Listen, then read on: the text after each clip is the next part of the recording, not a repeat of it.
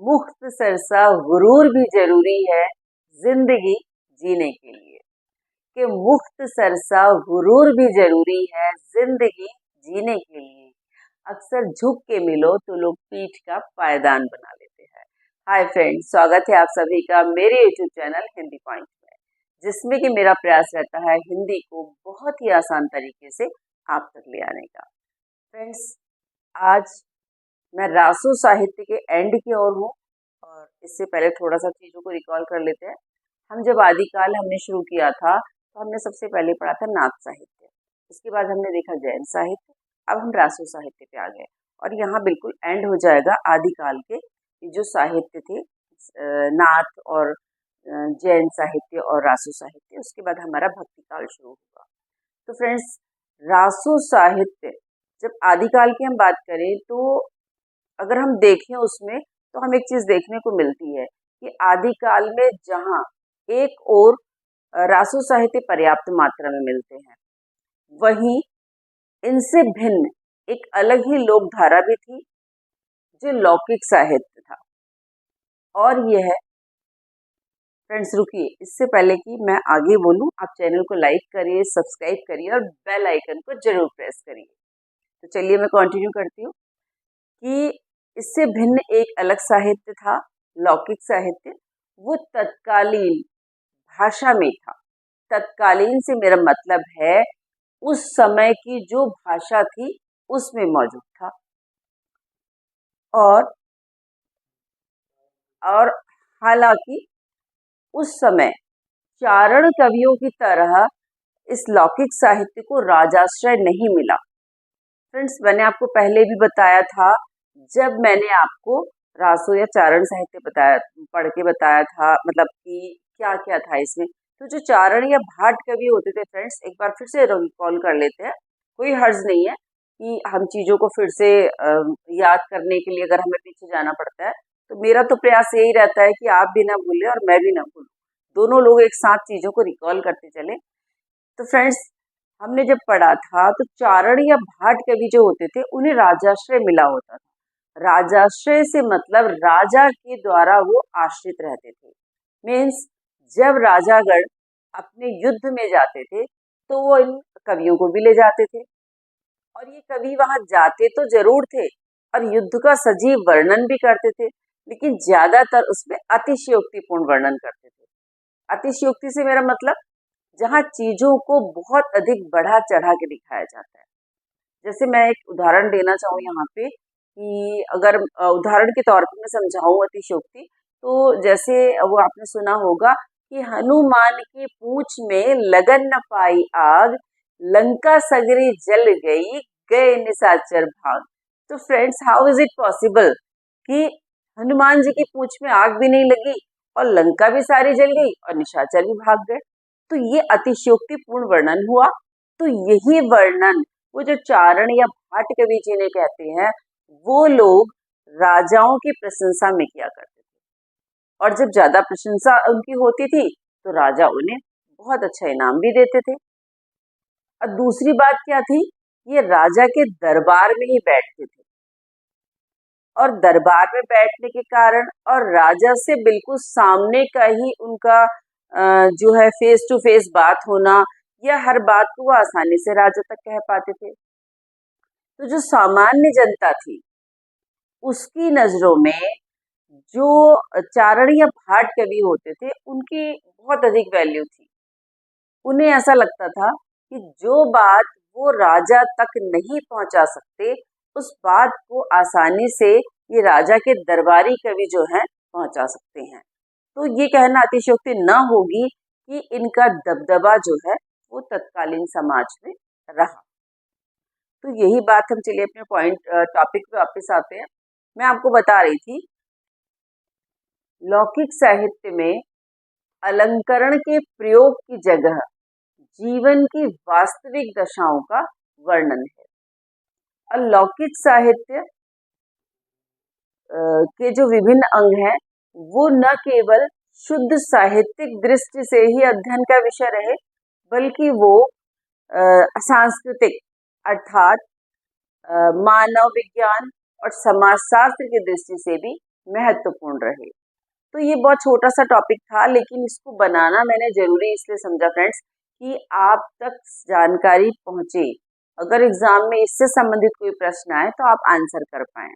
तो फ्रेंड्स ये छोटा सा टॉपिक था जो मैंने आपको बताया, और कुछ चीजें जो बहुत जरूरी है वो मैंने बोर्ड पे भी लिख दी है, उनको भी देखिएगा, उनका भी पूरा आपको पढ़ना होगा, देखना होगा, क्या पता एग्जाम में कौन सा क्वेश्चन आ जाए।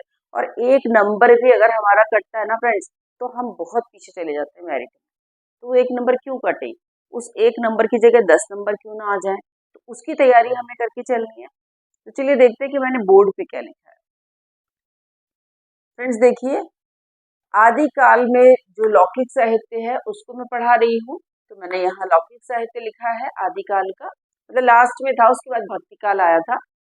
तो आदिकाल के लौकिक साहित्य की हम बात कर रहे हैं। और लौकिक साहित्य जो था वो कहाँ से हमें ज्यादा प्राप्त हुआ, मतलब ज्यादा हमें कहाँ से मिला, तो उन जगहों के मैंने नाम लिखे हैं फ्रेंड्स।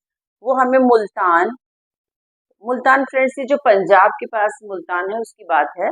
मुल्तान, राजस्थान, दिल्ली, अवध और मिथिला से ज्यादा प्राप्त हुए हैं जो हमें लौकिक साहित्य मिले। अब लौकिक साहित्य कार जो थे या रचनाकार जो थे वो कौन कौन थे और उनकी रचनाएं क्या थी, इनके बारे में जान लेंगे। देखिए, अब्दुल रहमान जो थे वो मुल्तान के निवासी थे। यहाँ मैंने उनकी जो जिस स्थान के थे उसे भी मेंशन किया है ताकि आपको प्रॉब्लम ना आए। अब्दुल रहमान मुल्तान के निवासी थे और इनकी जो रचना थी वो संदेश रासक थी। फ्रेंड्स, ये जो संदेश रासक मैंने लिखा है ये अक्सर एग्जाम में आता है। इसके लिए कई तरीके से क्वेश्चन आता है कि संदेश रासक किसकी रचना थी, ये किस काल की रचना थी, ये किससे संबंधित थी, बहुत सारे प्रश्न बनते हैं। तो इस संदेश रासक को आप अच्छी तरीके से अध्ययन कर लीजिएगा इसके बारे में। फिर दूसरा है कल्लौल। कल्लौल जो थे वो राजस्थान का साहित्य, राजस्थान में लिखा गया था, जो स्थान था कल्लौल का राजस्थान था। और इनकी प्रसिद्ध रचना ढोला मारूरा दूल्हा, ये जो रचना है ये भी किसी भी एग्जाम की दृष्टि से बहुत महत्वपूर्ण है। इससे भी 3-4 क्वेश्चन हमारे बन जाते हैं। तो हमें एक छोटी सी चीज याद रखनी है कि ये कल्लोल की रचना थी और राजस्थान में लिखी गई थी, मतलब उस समय कल्लोल राजस्थान में रहते होंगे। फिर अमीर खुसरो, ये दिल्ली के आसपास रहते थे और अमीर खुसरो की मुकरियां बहुत ज्यादा फेमस थी, इनकी रचनाएं। और पहेलियां, इन्होंने बहुत सारी पहेलियां भी लिखी थी और दोहे भी लिखे थे। तो अमीर खुसरो को याद करने के लिए बहुत ज्यादा दिमाग को जोड़ डालने की जरूरत नहीं है, इनका जो एरिया था वो दिल्ली के आसपास का था। फिर है दामोदर शर्मा जो कि अवध के निवासी थे और उक्ति व्यक्ति प्रकरण इन्होंने लिखा था, ये भी बहुत महत्वपूर्ण है। फ्रेंड्स, मैं वही चीज यहाँ बोर्ड पे लिखती हूँ जो आपके लिए बहुत ज्यादा जरूरी है। ऐसा नहीं कि फालतू की चीजें लिख दूं जिसका कोई यूज ना हो। जितनी भी चीजें मैं लिख रही हूँ वो एग्जाम में कहीं ना कहीं आपको जरूर दिखाई देंगी। फिर देखिए, विद्यापति जो थे मिथिला निवासी थे, सभी लोगों को पता है। और विद्यापति की 2 जो प्रमुख रचनाएं थी वो कीर्ति लता और कीर्ति पताका थी। और ये भी विद्यापति जो टॉपिक, जो हमारे रचनाकार हैं, बहुत ज्यादा इम्पोर्टेंट है। और इनसे संबंधित जो रचनाएं हैं, इनकी पदावली भी है, कीर्ति लता कीर्ति पताका काफी सारी हैं, उसका अध्ययन आप कर लीजिएगा। विद्यापति को आप एक बार पूरा पढ़ के या वेट कीजिए, मैं खुद भी वीडियो बनाऊंगी। फिर है ज्योतिषा ठाकुर, ये मिथिला निवासी थे और इन्होंने वर्ण रत्नाकर लिखा था। फ्रेंड्स, ये विश्वकोश के रूप में भी फेमस है। आप देख लीजिए, आदिकालीन गद्य साहित्य भी था। ये तो मतलब जो गद्य साहित्य था उसमें क्या क्या मिला क्या नहीं मिला, उसकी मैंने रचनाकार और रचनाएं लिखी हैं। देखिए, रचनाकार रोड़ा और इनकी रचना जो थी वो राउर बेली थी। ये भी एग्जाम की दृष्टि से बहुत महत्वपूर्ण है, इससे भी संबंधित प्रश्न जरूर आते हैं। दामोदर शर्मा का उक्ति व्यक्ति प्रकरण, जो यहाँ पे उक्ति व्यक्ति प्रकरण है ये दामोदर शर्मा का है, मैंने बताया था। और इनका स्थान अवध था, ये मैं आपको बता चुकी हूँ। ज्योतिषा ठाकुर का वर्ण रत्नाकर बहुत अधिक फेमस रचना है और वर्ण रत्नाकर से संबंधित भी बहुत सारे प्रश्न आ जाते हैं। तो फ्रेंड्स, आज यहाँ पे हमारा जो रासो साहित्य था वो लौकिक साहित्य के साथ समाप्त हुआ। हाँ, अगर आप लोगों को ऐसा लगता है कि कोई पर्टिकुलर कोई रास रह गए हैं, लाइक जैसे विजयपाल रासो भी रहते हैं और एक दो रासो और रहते हैं, तो अगर आप चाहते हैं उनके बारे में जानकारी तो कमेंट सेक्शन में जाके बताइएगा, मैं ज़रूर वीडियो बना दूंगी। लेकिन फिलहाल मैं इसको आगे बढ़ा रही हूँ क्योंकि फ्रेंड्स, हिंदी साहित्य का जो हमारा इतिहास है वो इतना ज़्यादा बड़ा है कि उसमें अगर हम डूबते चले गए तो उसमें गोते लगाते लगाते हमें पता ही नहीं चलेगा कि पूरा जीवन कब बीत गया। तो फ्रेंड्स, यहाँ मुझे पूरा सिलेबस कवर करना है, तो मैं कोशिश ये करती हूँ कि जो कुछ खास पॉइंट है वो बता दूं और जो इम्पोर्टेंट जो कविगण हैं उनके बारे में बता दूं। हाँ, लेकिन पर्टिकुलर आपको किसी एक के बारे में जानकारी लेनी है तो कमेंट सेक्शन में जा करके बताएं। तो फ्रेंड्स, ये था आज का मेरा टॉपिक। आई होप आपको अच्छा लगेगा।